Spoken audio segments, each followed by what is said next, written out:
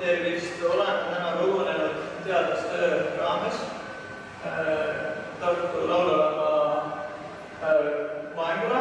Meil on täna esinema tulnud Karl Lõiger, kes on siis ehitusteaduskonna emeriitprofessor olnud. Ta on Tehnikaülikooliga olnud seotud juba 70-ndatest aastatest alates. 1997 kuni 2004 olnud ehitusteaduskonna dekaan, pärast mida professor kuni 2013 aastani ning alates 2013. aastast on siis talle antud emeriitprofessori aunimetus. Ta osales Tartu laululava kõlaekraani projekteerimisel ning on täna tulnud sellest lähemalt rääkima. Kui teil on küsimus, siis küsimused palun esitada ettekande lõpus ning pikema jutut annakski sõna edasi Karl Lõigele. Tere päevast.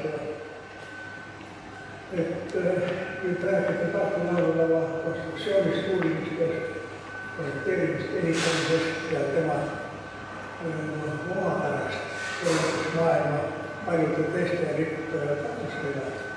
Selleks on nagu mõistlik kõigepealt rääkida Tallinna laululavast, et see võrdlus välja tuleks. Tallinna laululava kandekonstruktsioon koosneb siis kahest kaarest. Üks on tagumine raudbetoonkaar, mille eeskäige 13 meetrit kõrge kujutab ette ja 2 meetrit lai ja kujutab ette seda peaaegu 80 meetrit niisugust massi betoneerida ja tihendada tolle lähedal.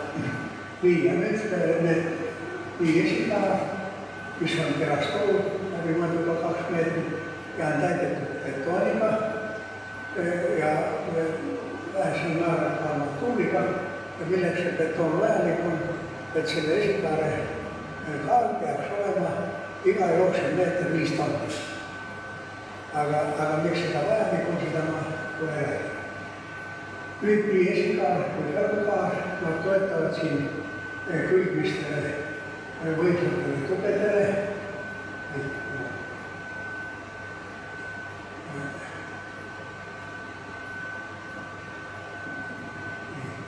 Külgmistele võimsatele tubedele kontraforsidele, mille kaudu siis nii kaarte horisontaalsurve. Kaare puhul tekib horisontaalsurve ja suur horisontaalsurve, kui kaar on vale, siis on ta kohutavalt suur see horisontaalsurve. Ja nüüd need kontraforsid peavad seda horisontaalsurvet vastu võtta ja samuti mõlema kaare vertikaalsurve. Nüüd nende kaarte vahele on riputatud siis protokolaalne trossivõrk, mis on siis kõigile nende kaarte vahele ja nende trosside peale toetab siis katuste paneelid ja nende paneelide peal siis hüdroisolatsioonid katus. Nüüd see tema töötamise omapära on selles, et selline rikutatud võrk, köitevõrk, millel ei ole suurt paindijäikust, see on ka lahtine ja sinna ei saa midagi peale panna ja ta hakkab ka tuule peal sattuma. Selleks, et talle jäikust anda, me peame need trossid eelpingistama. Ja see eelpingistusjõud on ülivõimas. Mida te pakute palju, mitu tonni võiks olla eelpingistamise jõud? Enne selle katuse paneelid paneb. See pilt muidu küll veelmis räägib. Palju võiks olla iga trossi tõmbejõud või eelpingistavad jõud, ta on pingistanud sinna kaarte vahel. Nii kandetrossid, need lõbusad, kui ka kuumelad jägastustrossid. Kõik on pingistatud. Selleks seda töötada. 60 aastat tagasi sai õpitud, aga kuna ma olen ehitaja, siis ei jäänudki nii, et nii et see õpetati ju seda tugevusõpetus oli ju ka elektrikutel. Mõne väiksema tasemel meil projekteeriti. aga jah, seda vaat ei see jõud peaks olema igas trossis 25–30 tonni.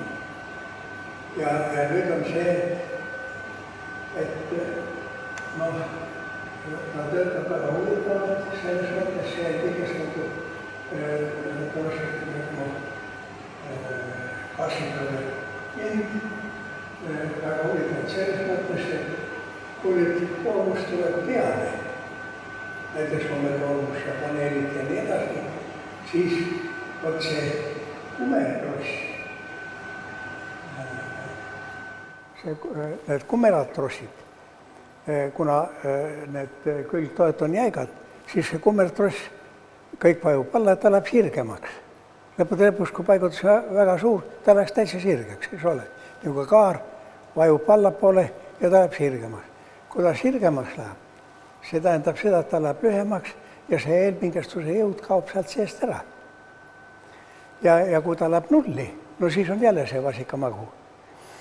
Nii et üldiselt nõue on selline, et täiskoormuse puhul peab see eelpinge veel 15% ulatuses säilima, et tagada jäikust. Sellel põhimõttel on ju ehitatud kõik need vandsillad. Ja, ei no kõik need vantrossid või need sõrestikud ja nii edasi. Kuid nüüd teine huvitav efekt selle juures, see on traditsiooniline lahendus, rippkatuse traditsiooniline lahendus. Teine huvitav efekt seisneb selles, et kui nüüd koormus tuleb juurde kandetrossidele, siis samaaegselt need jäigastustrossid lühenevad ja eelpinge surve kaob ära. Põhimõtteliselt võiks nii teha, et koormust tuleb juurde kandetrossidele, kuid samas ei tule midagi juurde, sest eelpinge, jäigastustrosside eelpinge surve kaob ära. No päris 100% seda teha ei õnnestu. Koormust tuleb juurde, midagi nagu juhtuks. Nii, nüüd üks halb asi sellise tasapinnaliste kaarte puhul ja kaksikõvera pinna puhul on see, et ülemise kaare üleval servas ja tagumise kaare siin pool servas on nende jäigastustrosside kõverus peaaegu null. Nad on peaaegu sirged. Ja no kujutate ette, kui on see kandetross on niisugune kõver ja kui ma tahan suurt eelpinget saada survet selle kandetrossi peale, no siis peab see jäigastustross ka kõver olema. Kui ta on jumala sirge, me võime teda pingestada nii palju, kui tahab, kandetrossile ei mõju midagi. See on üks halb asi. Ja see teeb need ülemise ja tagumise serva sellise jäikuse natukene väikeseks. Ja muide, enne Tallinna laululava ehitati Ameerikas tuntud koht, oli Relay Arena, mis oli samuti kahest tasapinnalisest kaarest ja külje peal olid ka võimsad kontraforsid ja seal pidi tuulekoormusega asi käest ära minema. Ta hakkas nii hirmsasti võnkuma, et kuidagi siis pandi siit seina pealt või postide pealt pandi lisatrossid, mis hoidsid, et ta niimoodi ei saa hakata võnkuma ja sai pidanud. Nii, nüüd Tartu laululava on absoluutselt erinev süsteem, mida tavaline inimene võib-olla üldse ei saa aru. Asi on see, et siin, nagu me näeme, ei ole seal külje peal mingeid võimsad kontraforsse. Tugesid, millega horisontaal surve nagu maha kantakse. Seda ei olegi, sellepärast, et see elliptiline, ruumiline elliptiline kontuur peab selle trossivõrgu koormusega ise hakkama saama. Ja vähe sellest, kogu see katus on toetatud külje pealt sarniirsetele postidele. Täitsa pidulikud sarniirid, ma võin teile näidata, liigendid on. Nii seal üleval otsas, kahjuks see pagana, siin ei näita, seal üleval otsas kui ka siin all on pidulikud sarniirid, keegi neid küll määrimas ei käi. Ja nüüd tagumine tugi, mis seal küll valgus paistab läbi, Paistaa sen niipidi 2 tuke ja jälleenkin ylevältä ja alt sarniiset. Panke nyt sarniisista postiti päälle yksi suur katus nii ja nii. Mismoodi ta seisab? Mõnikord ja välismaal ka inimesed küsivad, et aga kuidas ta seisab. Ma ütlen, noh, et me arvame nii ja Jumal aitab ka ehk. Ehkki selle peale kunagi nii väike kõrvalpõige, et meie tuntud korüfeel professor Reini Saulul oli üks koolikaaslane, kes oli kirikuõpetaja. Ja nüüd sõja ajal pommitati kiriku katus puruks. Ja see küsis siis laulu käest, et kas oleks midagi selle suure ava peale panna nii, et kerget konstruktsiooni. Laulu ütles, on küll, et paneme sinna raudbetonkooriku. No kui paks see koorik on? See ütleb, 6 sentimeetrit. See on vähe. No aga kiriku puhul Jumal aitab ka. Pastor ütles, ei, sellel teemal ei aita. No nii, palju siis sissejuhatuseks sellest. Ja nüüd, kuna see on üsna korrektne hüperpoolne paraboloid, siis siin kaare üleval servas ja all servas on jägastustrosside kõverused suured. Aga etteruttavalt on siin nüüd teine asjaolu. Et kui koormus tuleb peale, siis see kontuur hakkab nende külgtugede suunas paisuma. Risti suunas tõmbab kokku ja külgsuunas paisub. Ja mis siin juhtub nende jägastustrossidega? Nagu koormus peale tuleb, ta hakkab külgsuunas paisuma ja need jägastustrossid, mis kumerad trossid, need hakkavad tööle kui tõmbid. Ühesõnaga seal jägastustrosside sisejõud kasvab. Ja selle tõttu ei ole mõtet siin suurt eelpinget üldse panna, sest nagu koormus peale tuleb, ta pingestub ise. Ühesõnaga, Tallinna laululaval, kui koormus tuleb peale, seda väiksemaks jääb jäikus. Tartu laululaval, mida suurem on koormus, seda jäigem ta on, seda pringim on see võrk. Muidugi nii kaua, kui koormus on nüüd ülemäära suur, siis ta puruneb lõpuks, eks ole. No nii, et see jutu ma rääkisin ära ja et mida suurem on koormus, seda jäigem ta on. 1985. aastal kuulutati välja konkurss uue Tartu laululava kõlaekraani lahenduse saamiseks. Professor Valter Kuulbach pakkus selle kõlaekraani konstruktsiooni niinimetatud vabalt deformeeruva elliptilise kontuuriga rippkatuse, millist süsteemi ta oli varem põhjalikult uurinud ja mis oli ka muide tema doktoritööks. Puhtal kujul siin kogu see teooria on just sellise süsteemi peale üles ehitatud ja lõpuks põhjalikum lugu on siin käib Straxes inglise keeles. Nii, nüüd see on see süsteem, vabalt deformeeruva kontuuriga süsteem, sarniirsed postid siin ja seal. Aga huvitav, miks ta ikkagi maha ei lappa? Et läheme võib-olla natuke tagasi. Et miks ta ümber ei kuku? Vaat asi on see, et siin külje peal, nagu te näete, siin on sidemed. 2 posti ja sidemed. Niimoodi, et kui siit eest taha tuulekoormus tuleb, siis see 2 posti, seal on sidemed vahel, see töötab nagu sõrestik, see ei lase tal sinna taha pole minna. Tagumine 2 tuge, seal valgus paistab. Nende vahel on ka sidemed. Õieti seal ei sidemed, aga seal on teine kinnitus pärast, ma näitan. Ja see ei lase sedapidi liikuda. Nii et ta ei saa niipidi minna ja ta ei saa niipidi minna. Nüüd tekib küsimus, kas ta äkki saab pöörduda. Ei pöörduda ka ei saa. Kui ta hakkab pöörduma, siis hakkavad need külgmised sidemetega, tähendab postid, hakkavad vastu töötama ja sama see tagumised postid või toed samuti. Nii et ta seisab täitsa hästi püsti. Nii. Nüüd eelpingestatud trosside võrk on seotud siis lisaks kolmekihilise ristkihtnaelpuidust koorikuga. Vaatame siin, näete, see koorik ise on selline. Seal üleval vaatame jälle. No küll üleval vasakul on näha, et kõigepealt pannakse üks lauakiht kandetrosside peale, mis on nõgusad. Ja need jäigastustrossid, mis üle kandetrosside jooksevad, need jäävad sinna esimese lauakihi vahele. Nüüd teine lauakiht läheb risti ja üle jäigastustrosside samuti.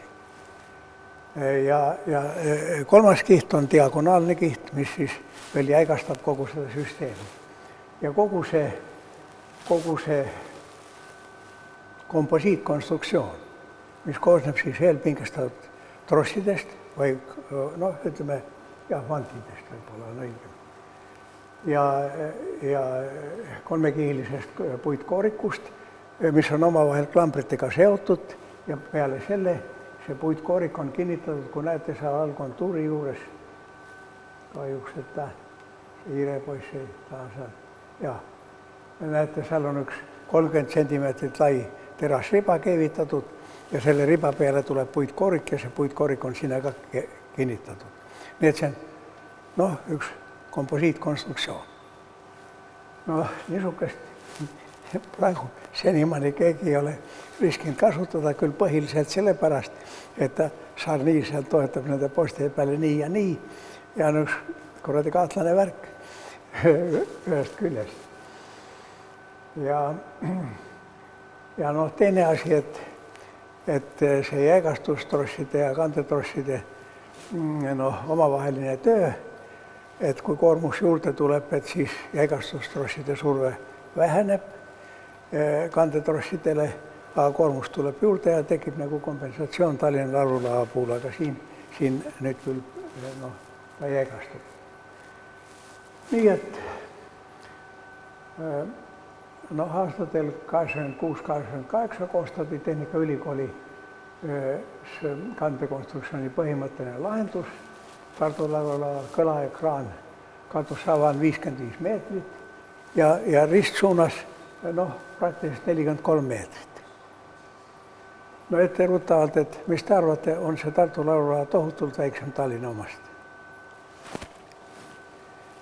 Eest taha Tallinna laululava on 37 meetrit. See on 43. 6 meetrit on Tartu laululava laiem või sügavam nii-öelda. Tundub vastu.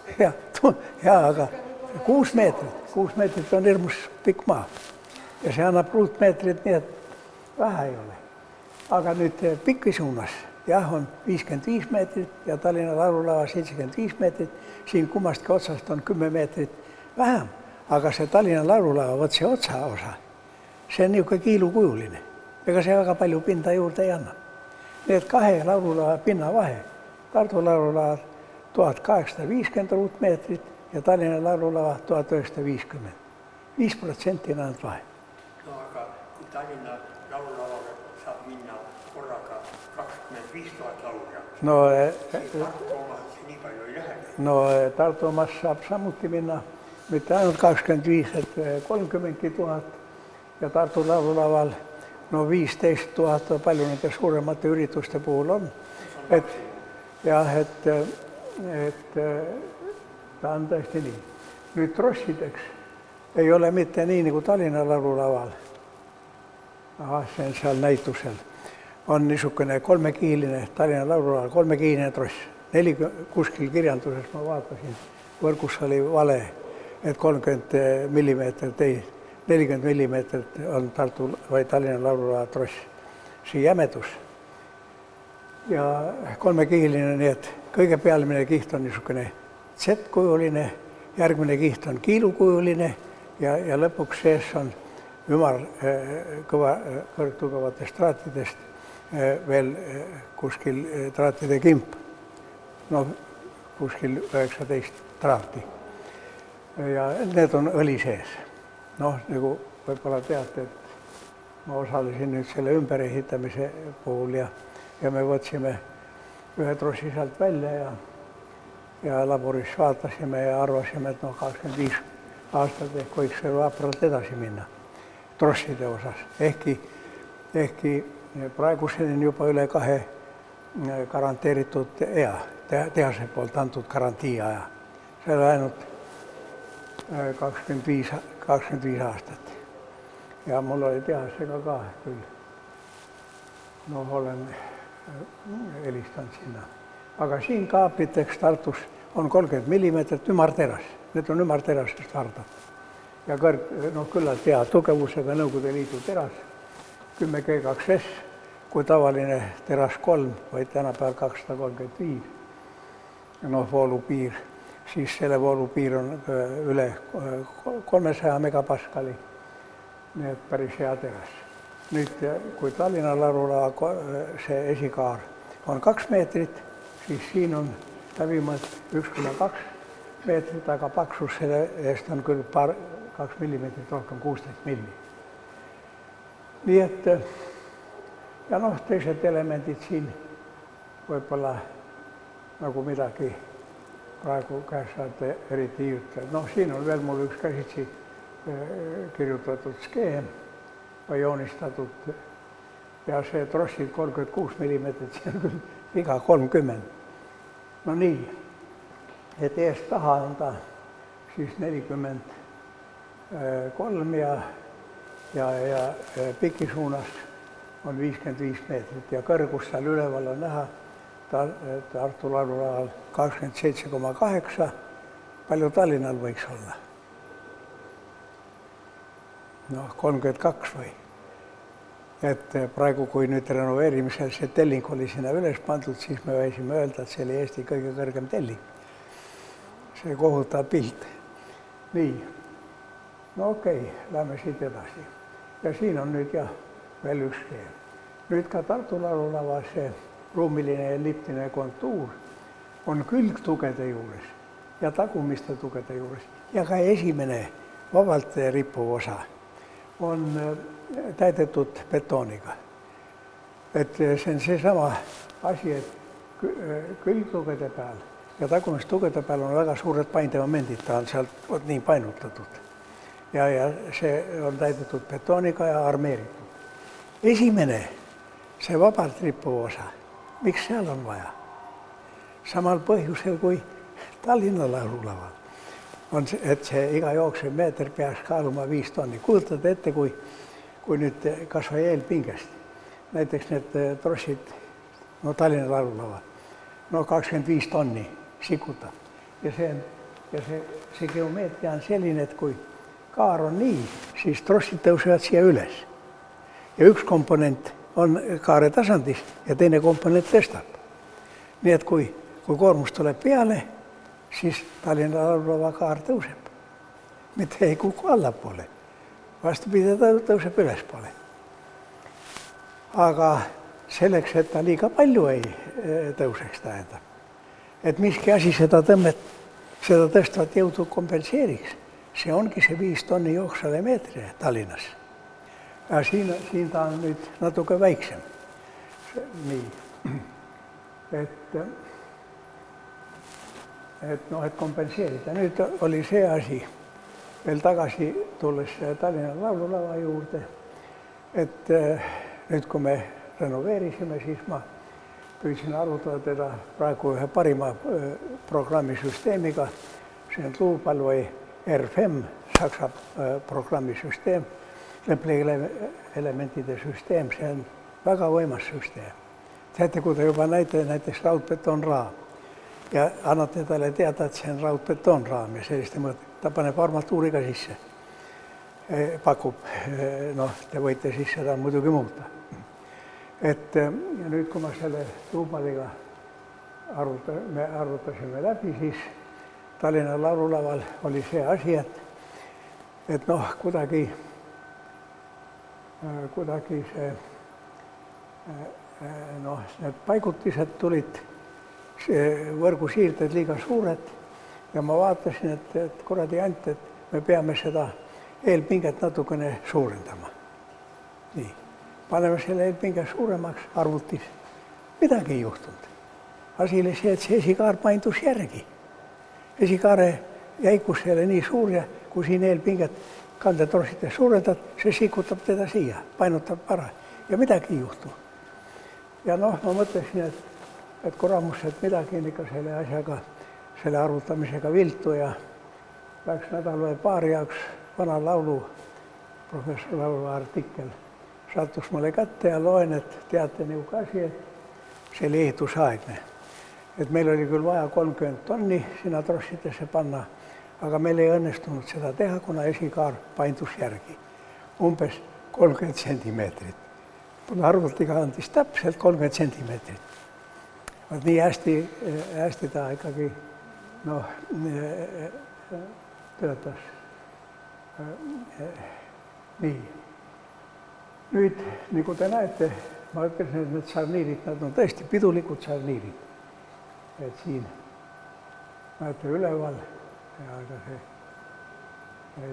laaserkiir ei lase, aga ja seal üleval ja all külgmised postid ja see on tagumine, aga tagumine on 2 niisukest ja ta on siin natuke laiem, 1,40 m ja 2 niisukest posti ja see on lihtsalt seal aluse peal nii kinni, et ta ei lase selles suunas liikuda ja seest on täidetud betooniga. Nagu näete, siin all servas on nüüd see, kuidas see Tartu laululaval see 3-kihiline koorik on seotud kontuuriga. Kui ta seotud ei ole, no siis ta on lihtsalt nagu katteplaat. Muidugi ega ta niisama ka ei ole. Et nüüd Tallinna laululava renoveerimisel ma kasutan seda sama süsteemi. Ja ainuke asi, et siin ei saanud teda kontuuriga siduda. No mida ta annab? Ta annab selle pikkuses, kui ta on klambrite ja õõrdejõuga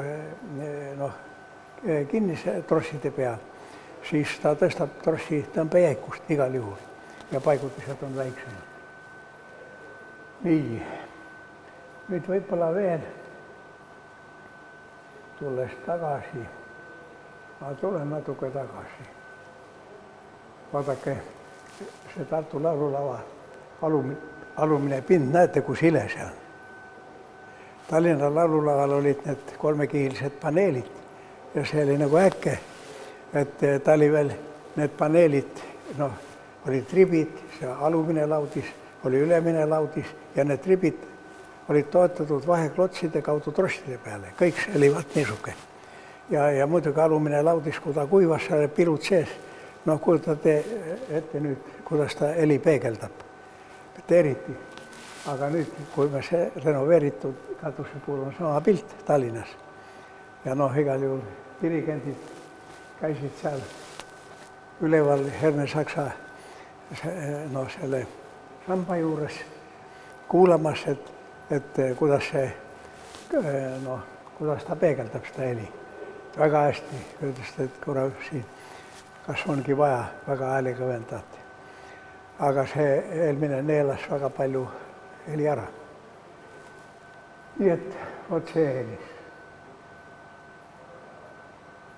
Nii ja nüüd trossid. Tartu laululaval need 30 mm terasvardad. Need on ka kinnitatud sellesama terasriba külge kontuuri peale. Aga nüüd tekib küsimus, aga mis pagana tempoga need eelpingestada saab.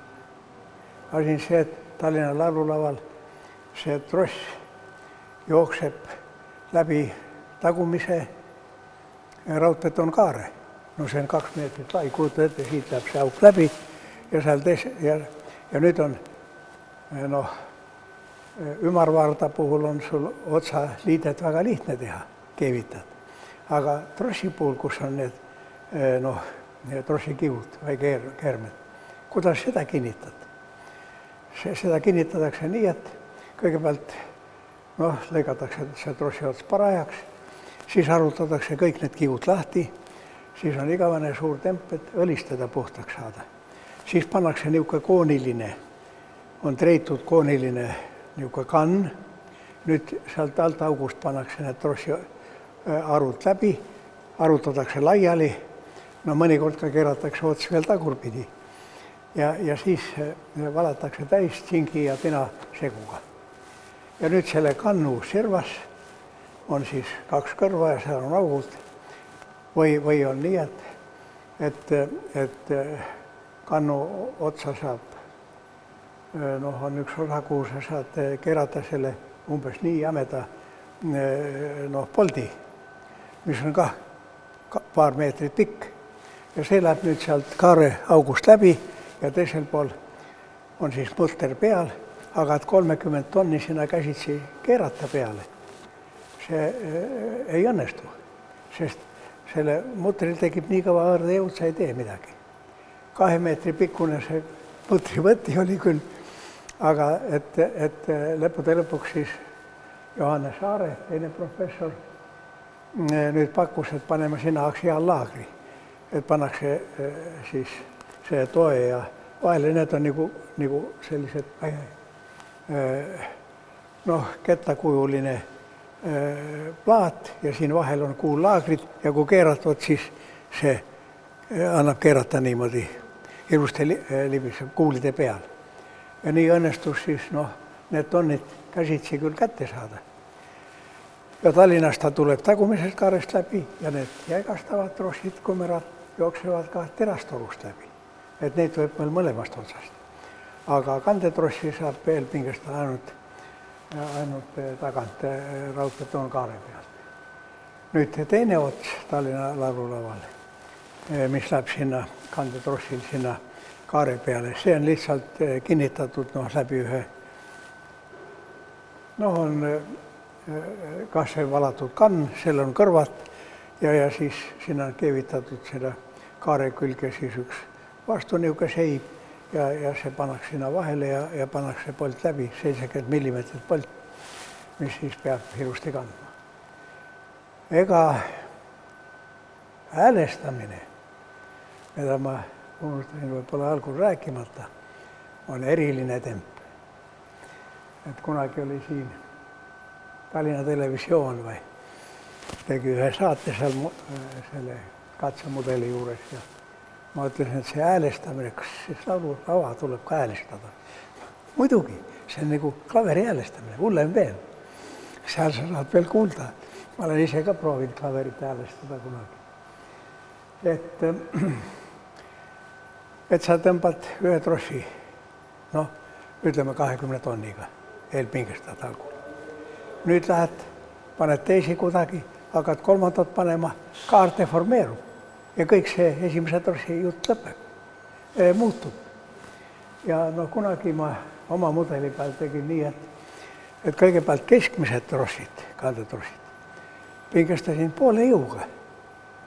Siis järgmine natuke rohkem, järgmine rohkem ja kõige viimane siin servas 100%. Ja nüüd tulen tagasi sinna keskmise juurde ja see on ka 100. Aga asi on see, et oleks need ainult üks suund, see on teine suund sama. Et see häälestamine ja ega seda ei õnnestunudki lõpuni häälestada. Ja tal ei ole isegi 25 tonni, seal on mõne koha peal ka 18 tonni Tallinnas laululaval. Ja nüüd me saime proovida, nüüd on meil teine tehnika, et nüüd ei ole vaja mutrivõtmega midagi, paneme tungrava taha ja tõmbame nii kaua, kui see mutter lahti tuli, nii me saame manomeetri peal näha, palju jõud oli. Nakstik 18 tonni ja nii edasi. Nüüd on seda lihtsam teha.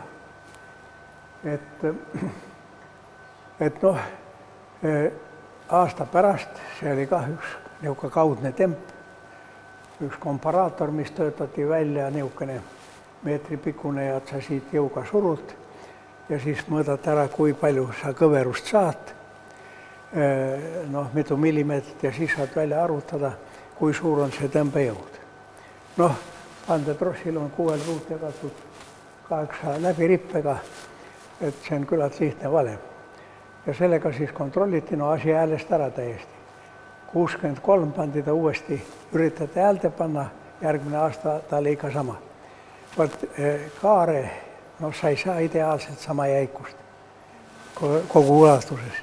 Ja ta ikka loodus on väga laisk. Et ta ei taha liigset tööd teha ja katsub natuke kergemini hakkama saada. Et ta läheb jälle täpselt sinna süsteemi, et see noh, mehaanikas on see, et potentsiaalenergia oleks minimaalne. Nii, aga siin pingestamine. Et siin pingestamine on nüüd teine asi. Tal on tehtud keskelt lõigatud kuskil katki, siis on ühed jätkulapid ja teised jätkulapid ja tungrauaga tõmmatakse kokku ja saab seda jõudu mõõta ka ja siis keevitatakse koha peal kinni. Pärast ma näitan seda, mismoodi ta välja läheb. No projekteerimise käigus 88-89 mudelkonstruktsiooniga mastaabis 10 uuriti süsteemi käitumist, see oli segane või niisugune problemaatiline konstruktsioon. Noh, erinevate koormuste puhul, noh, siin on need nimed, kõlaekraani akustilise parima tõusu nurga määras Helmut Oruvõi, kes oli kunagi meie professori arhitektuuri kateedri juhataja, tuulekoormuse jaotus tunnelis uuris selleks konstrueeritud mudeliga tehnikakandidaat Ivar Talvik. Nüüd see mudel on seal üleval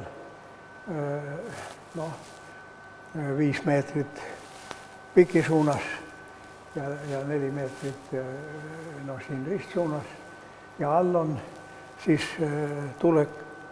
tuulekoormuse jaotuse määramiseks tuuletunnelis väike mudel, mis on siin kuskil seal. Ja noh, ma mõtlesin, Tallinna laululaval seda ei tehtudki. Ja mitte kuskilt ei ole teil ühestki käsiraamatust võtta tuulekoormuse jaotust sellise katuse puhul. Mitte kuskilt. Aga Tallinnas lihtsalt võeti, et ühtlaselt jaotada tuulekoormus. No Tallinna puhul kuskil peaaegu 40, normatiivne 40 kiloruutmeetrile. Tartus on väiksem, 23, Vene normide järgi kõik sai tehtud. Vestnik normide järgi. Aga siin jah, tekkis kange tahtmine nüüd seda täpsemalt määrata. Noh, Soomes sõbrad ütlesid, et Helsingi Tehnikaülikoolis või Aalto ülikool on lennukiosakond ja seal on suur tuuletunnel. Väike ja suur. Suurema, see ristlõige oli selline. Seal tuleb modelleerida see maastik, mitte ainult lava ise või ehitis ise. No helistan siis sellele professorile ja et kuramus niisugune eriline ülesanne ja kas saaks kuidagi teha.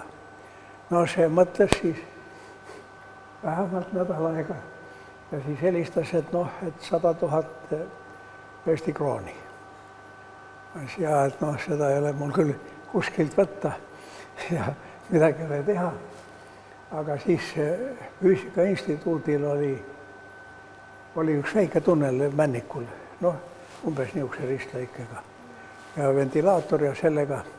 Nüüd see mees küll, kes seda asja tegi, hukkus, see Mägironi ja jäi lumelaviini alla. Aga siin määrasime kõik ilusti ära, näete, seal on niisugused torustikud, peened kaablid ja asi on see, et kui tekib vaakum, me näeme vedeliku taseme järgi, kuidas see muutub. Ja nüüd selgus, et seal Tartu laululaval kuskil seal tagumise veerandi peal on aerodünaamika tegur, tuulejaotus on nii ebavõrdne. On 3. Tavaliselt on nii, et kuida me arvutame, me võtame normidest normatiivse väärtuse, mis oli, nagu ma ütlesin, Tartus 23. Ja kui on tavaline juhtum, siis korrutame ülekoormusteguriga 1,4 ja saame selle arvutusliku koormuse. Aga olenevalt katuse kujust, nüüd aerodünaamika teguriga mõne koha peal tuleb vähendada, aga mõne enamus koha tuleb teda suurendada peale selle ülekoormusteguri veel. Nii et 3, see ka kohutavalt suur.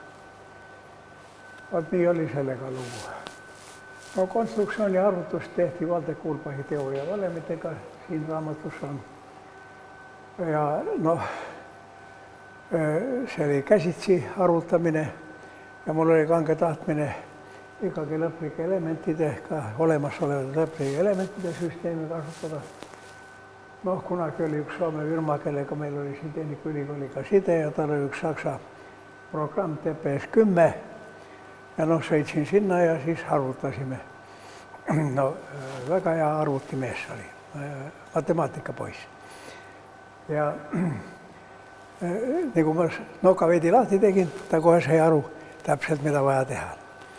Ja kahekesi siis möllasime läbi ja mistä kujutas ette, kõiki variante oli nii, et tookord arvuti trükkis välja nii laial lehel, nii lai rull. Ja need rulle oli 7 või kastitäit, mis ma tõin siis siia Tallinna ja siis meil oli seal aega uurida, aga sealt selgus üks väga huvitav asi. Vot need tagumised 2, nagu ma rääkisin, et need tagumised takistavad seda liikumist.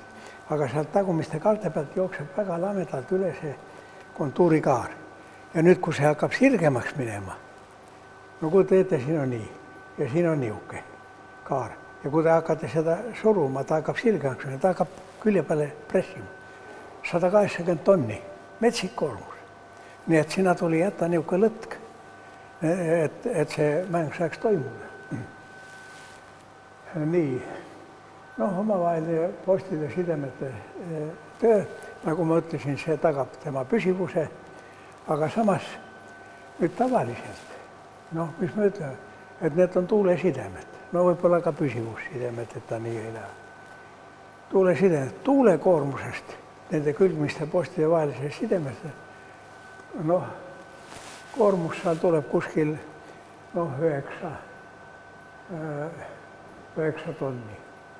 Aga sellest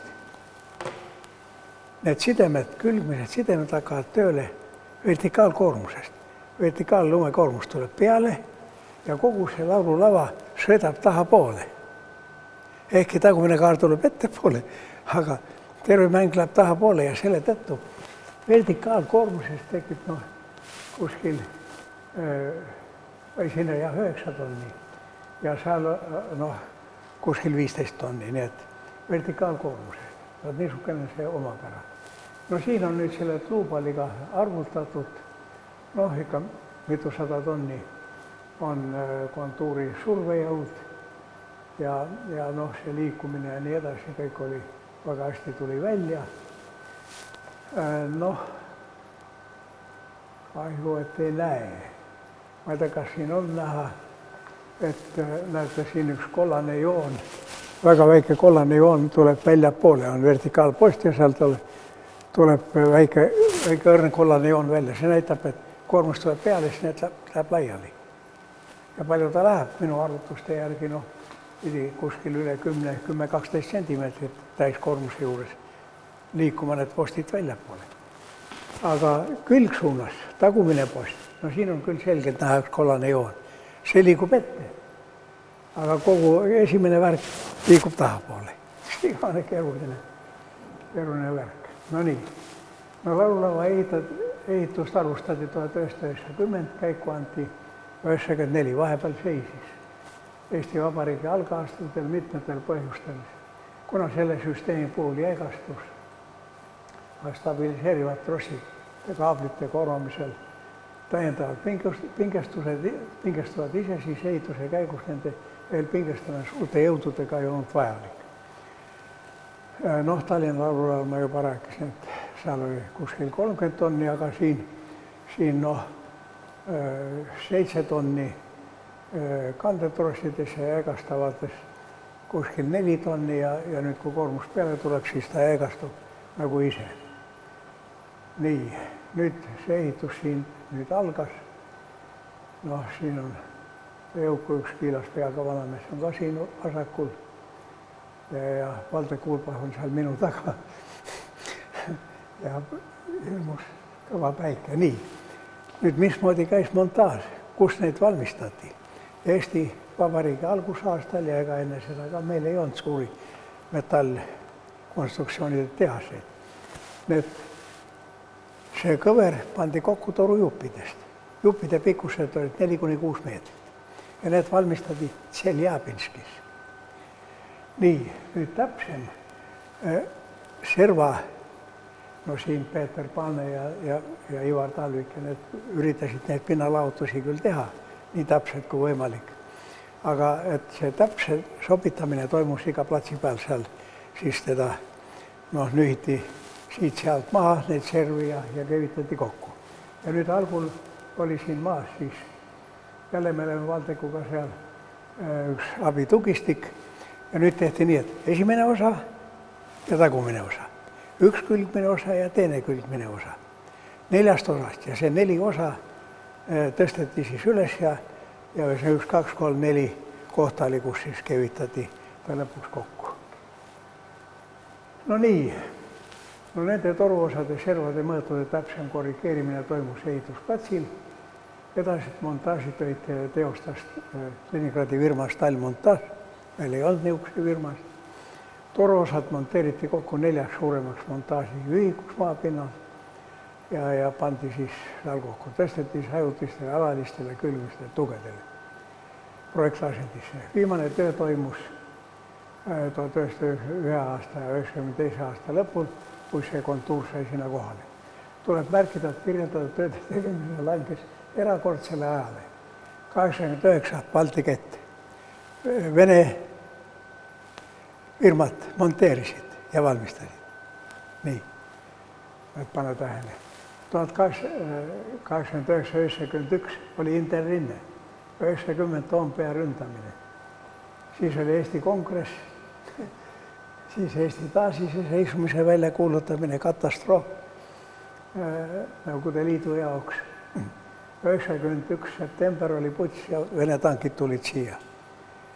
See on vahekorrad Venemaaga olid täiesti kapult. Nii et ime, et need Vene ettevõtted siiski oma töö selles situatsioonis ära tegid ja lõpetasid. Siis Eesti sellise võimekusega konstruktsiooni valmistajad ja monteerijad ei olnud. Eesti-poolne ettevõte oli Eviko ja või esimene ehitusvalitsus Tartus. Headse laululava ikkagi 94 valmis sai, seda enam, et selle aasta suvel toimus Tartus 125. juubelilaulupidu. Nii. No ja siis oli ka ühtlasi pidulik konstruktsiooni sissepühistamine. Näete, esimene see skelett on siin, kui ta üles tõstetud. Esialgu oli siis 3 postile toetatud, ees mastile, see on kuskil 22 meetrit kõrge see ees. Nüüd lõpuks siis, kui see oli trossivõrk oli pingestatud ja asi oli valmis, seal oli tugede peal. Siis oli see aeg, et võis hakata panema seda 3-kihilist naelkoorikut, risti naelkoorikut. Siin veel vahepeal see, et see eelpingestamise lukk, nagu näete, et ta tõmmati siin vaheliti ja kevitati kokku, see igane küllalt suur värk ja see on, seal koorikus on siis niisugune pesa jäetud. Nii, siis hakkas kooriku ehitamine ja nagu te näete, see kalle on ikka kaunis suur. Selle kalde määras Orve ja Tallinna oma ka muide. Et see kalle ikka mina sinna üles nii ei roni, aga poistiga palja jalu kuidagi pääsevad siit tagant üles ka. No nii. Nüüd hüdroisolatsioon oli Sarnafil. Ma käisin veel Trammenist, Norras tehases, kus seda ka valmistati. See on PVC katte ja päikesekiirgusele, ultraviolettkiirgusele on ta kaunis niru. Sellest edasi. Selle konstruktsiooni ikkagi pani siis paika see Vene firma. Jah, teras. Teraskonstruktsiooni pani Vene firma. Ja puit ja kõik alus- ja betoonitööd ja laululava astmestik ja kõik need hooned, muud ehitustööd tegi kõik see Eviko. Ja ega ta siin ka nende teraskonstruktsiooni montaažil oli ka kaastegev. Sest kõigi nende aluste ehitamisel ja nii edasi. Nii, nüüd käitumine ajas. Me oleme nii Tallinna laululava olema ajas uurinud kui ka Tartu oma.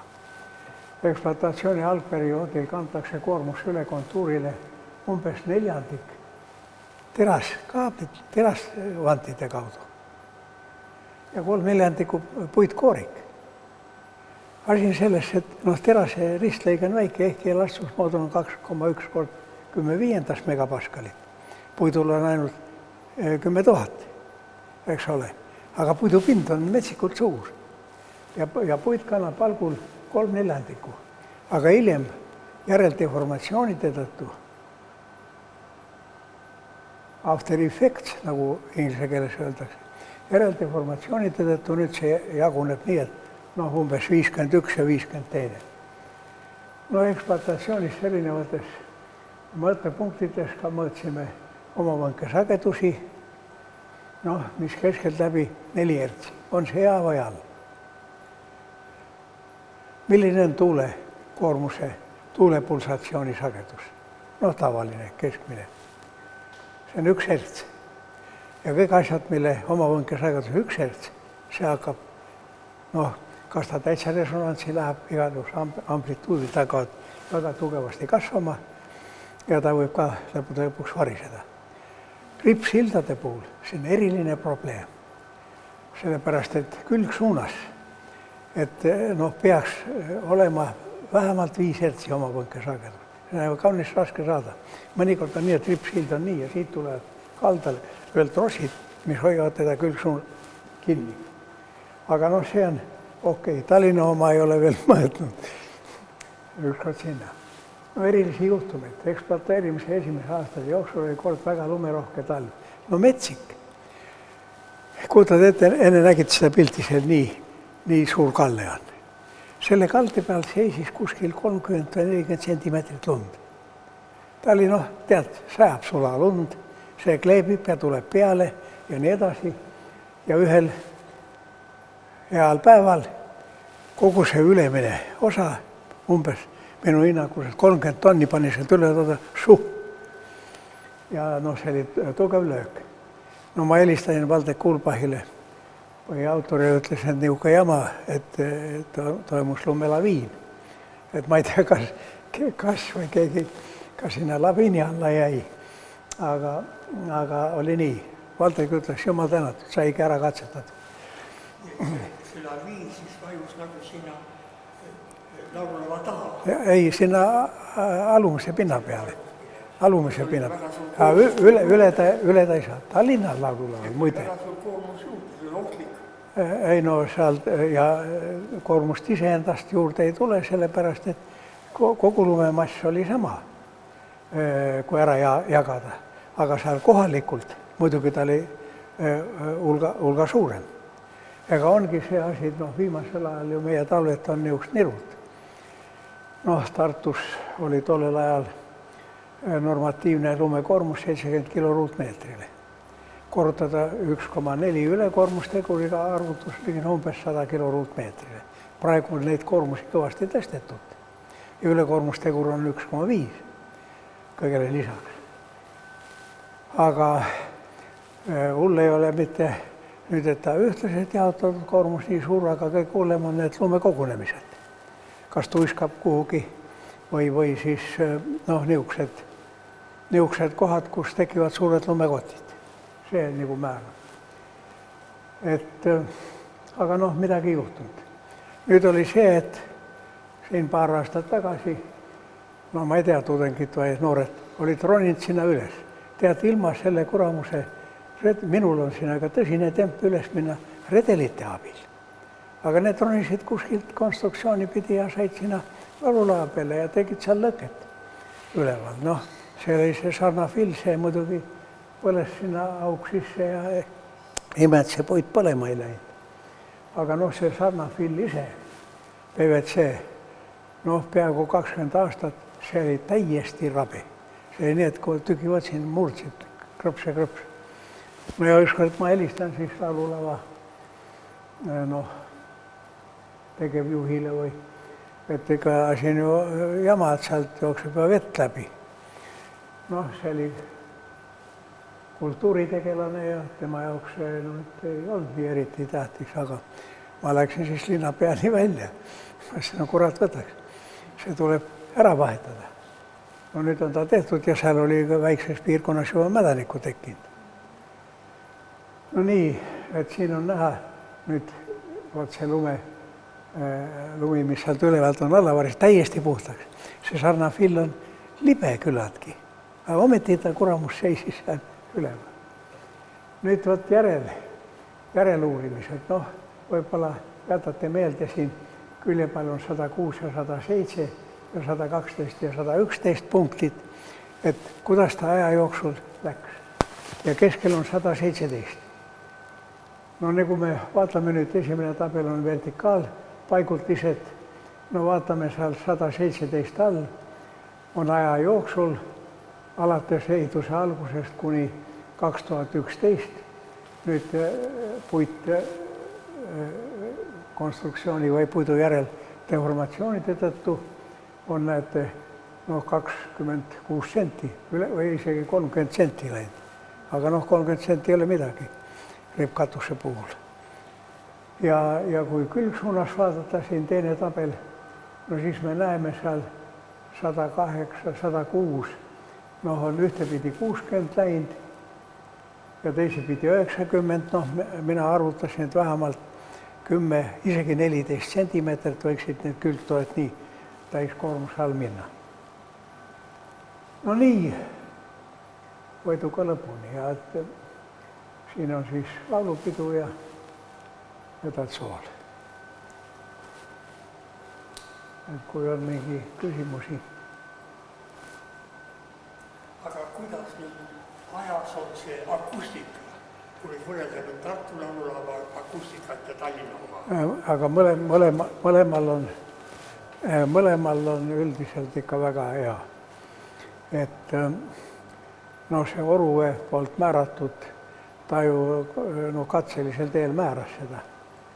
Nii Tallinna laululava see Kalle, et kui siin laulad, see heli tuleb siia, peegeldub ja läheb sinna tagasi. Ja muidugi üks küsimus on reverberatsioon, et ta tuleb nii ja hakkab käima. Näiteks angaaride puhul, lennusadama angaaride puhul, millega ma olen ka nõrkemiseni tegelen, seal kui paned laks, see käib 10 korda üles ja alla. Ega seal ei saa esineda üldse. Et iga need seusid on tehtud. Aga siin seda ei ole ja Tartu oma samuti, et sa võid olla seal taga kaugel serva peal. See pealt või kuulajate tribüünil taga üleval kuuleb väga hästi. Ja Tallinna laululaval võid olla ka seal Ernesaksast veel kõrgemal künka peal. Ja muide, selle 150. juubeli laulu puhul spetsiaalselt tehti nii, et äkki võeti võimendi ära, et proovida. Spetsiaalselt tähendab. Irvo Surva eestvõtmisel ja tema oli väga aktiivne seal. Ja kas on kuulda? Oli kuulda ikkagi. Aga praegu jah, üldiselt pannakse. Tallinna laululaval on veel üks puudus. See on siis nimelt see, et need bassid, kes seal taga kõige ülemises otsas on, eks ole. Nendel tuleb õhupuudus kätte. Ikkagi üldkoorid on seal, siis ta on nii surutud nii taha. Jaa, väga õige. Ühesõnaga Tartu laululaval. Tartu seda ei ole. Tartu laululaval käib nii läbi. Aga Tallinnas on see häda tõesti. Ja nüüd ma pakkusin, siin kui see koorikuga variant sai valmis, et kuidas katusele pääseda. Ja seal keskel kas võib teha luugi. Selle kooriku puhul võite teha nagu nalja. Et seal peaks olema nii, et keskel see luuk on lahti ja seal pumbatakse täiesti hapnikku. Ega see õhupuudus oli, ma olen ise seal olnud ja seal üleval ka olnud. Ja nagu venelased ütlevad, ei ole õhku mida hingata, hapnikku. Et see häda oli tal enne ka, aga nüüd, kui me seda renoveerimise tegime, nüüd on seal pilu kogu tagumise kontuuri ulatuses, kooriku vahelt läheb pilu ja läheb üle serva ja läheb sinna välja. Aga ometigi sellest oli vähe. Et nüüd oli parem, kui ta enne oli. Enne oli ta täitsa umbes. Aga nüüd on ta parem, aga kõigest hoolimata ikkagi, kui on need ühendkoorid ja nii edasi, et sealt tuleks anda hapnikurikast õhku pumbata ventilaatoritega vaikselt tänapäeva ventilaatorid, noh, see ei ole nii, et kolistab, tähendab. See on õige.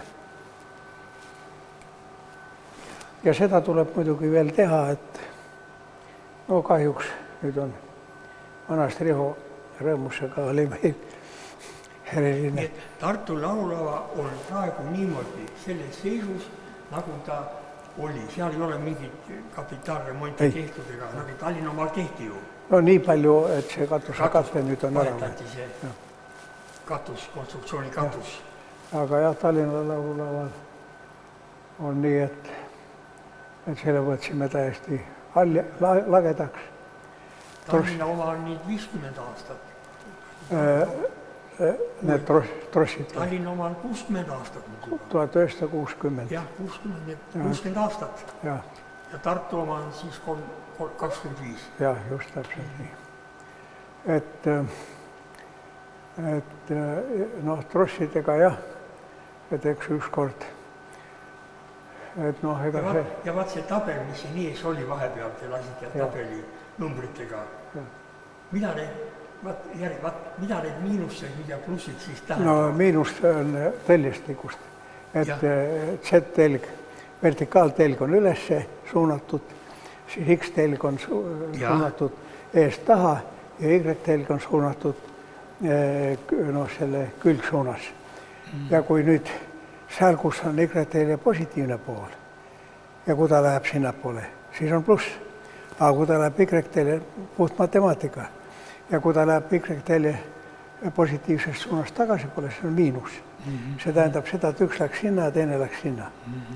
Ja kui oli vertikaalpaigutised, nagu näete seal 300 ja 260 on miinused, sellepärast, et vertikaaltelg on ülespoole ja liikumine toimus allapoole.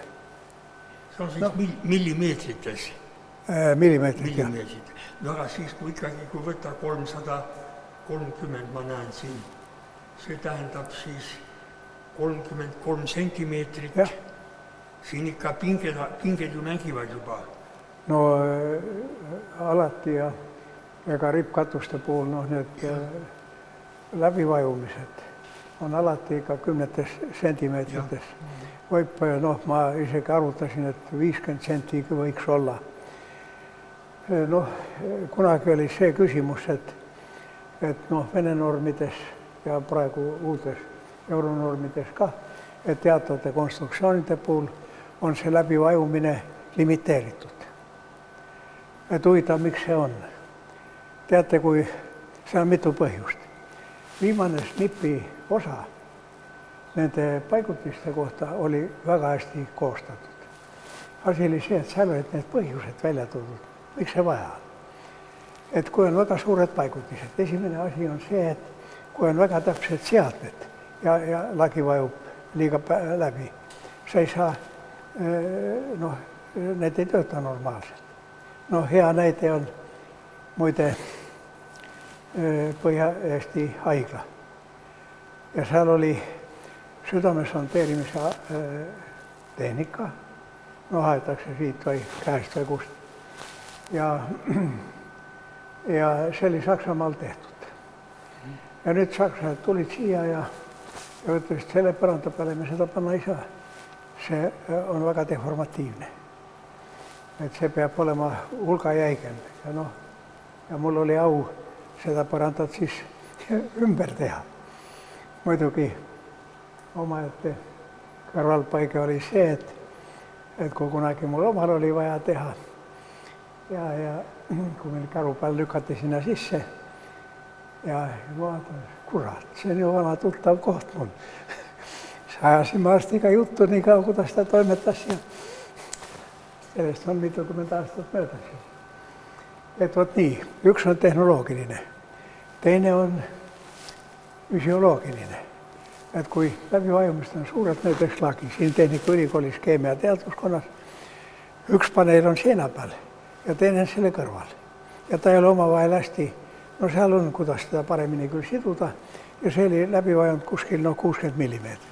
Iga hommikuni, kui need kenad daamid sinna tööle tulid, vaatasid iga lakke, kurat, see kukub meile selga. Ja et mis selle tagajärjel ei olnud, mõne läheb ka kõht korrast ära. kogu aeg on, noh, see kurat käib sul närvidele. Et noh, mitu põhjust. Ja muidugi üks põhjus näiteks see, et kuskil tööstushoone terassõrestikut ja siin all sõidab sildkraana ja sildkraanal on peal vanker. See liigub ja kui see sõrestik, no sinna ei saa, ei ole mõtet ju õhuruumi väga suureks teha, pead seda kütma. See käib kaunis madalalt, aga kui nüüd see sõrestik vajub liiga palju läbi, see masin jääb sinna taha kinni. Et sellest tuleb piirata. Ja millest ma seda juttu alustan, ei ole see, et aga rippkonstruktsiooni puhul 3-40 centimeetrit midagist.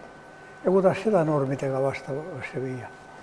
Ja Nõukogude Liidu normides oli juba sees, et kui pind on kõver ja inimene visuaalselt ei tunneta seda.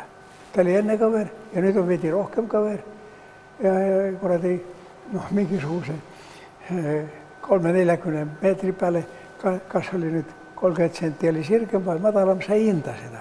Ja seal seda ei piiratud. Ja millega piirati? Piirati sellega, et see kattekonstruktsioon peab projekteeritud nii olema, et ta seedib seda deformatsiooni. Et ta ei lagune ära ja ei hakka vihm läbi sadama ja nii edasi.